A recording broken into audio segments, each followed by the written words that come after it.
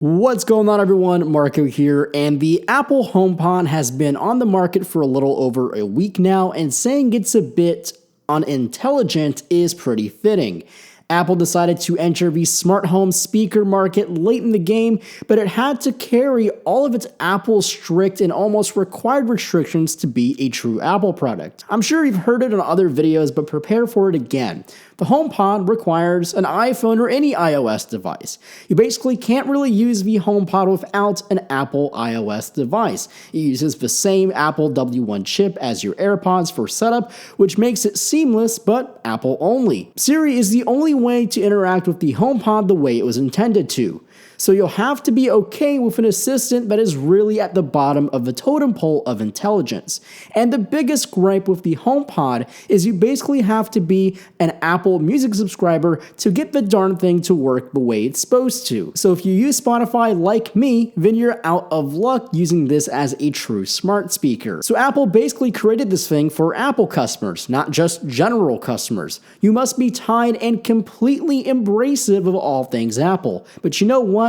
Apple doesn't really seem to care about that.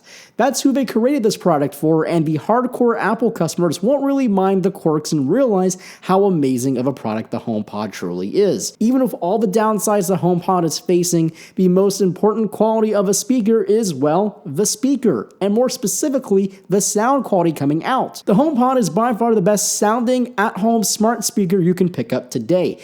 It's plenty louder and clearer than any Echo product has ever been, but not quite as loud or distorted as the Google Home Max. The way I would describe the HomePod is clinical. It sounds as if you were wearing a pair of open-back headphones tuned specifically for a neutral response. So if you are looking for beat-style music quality, then look elsewhere. The bass isn't impressive and the sub actually faces upwards, but its 360-degree array of tweeters that detect itself in space and the solid objects around it to shape the sound is honestly the best sounding thing Apple has ever made. The microphone pickup is also really good. Even when you have music playing at max volumes, it's very clear and you don't have to raise your voice to activate the HomePod. As I said before, the HomePod is the best sounding smart speaker available by a long way in my opinion. Also, it's very tiny, a lot smaller than you'd ever think, maybe the size of two Amazon Echo 2nd generation. However, my experience with it is far from the best. Like I've mentioned, Siri is okay on iPhones, but is complete garbage on the Apple HomePod.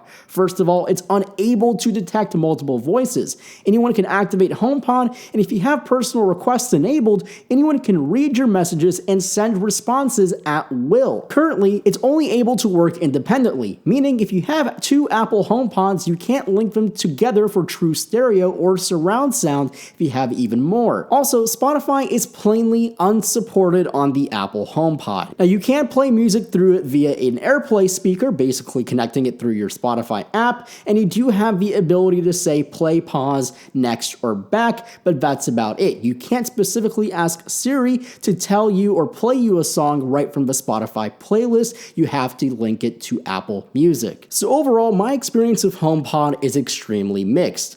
Best-in-class sound quality with worst-in-class software and assistance experience. So would I recommend it? Personally, no. Right now, the sound quality just isn't enough to outweigh the frustrations usability-wise, and until HomePod works with Spotify natively, I'll just stick to my worst-sounding Amazon Echo and be completely okay with that and the extra $270 I get to keep in my pocket. Now, Beau will be publishing a full and comprehensive review of the Apple HomePod, so stay tuned for that video.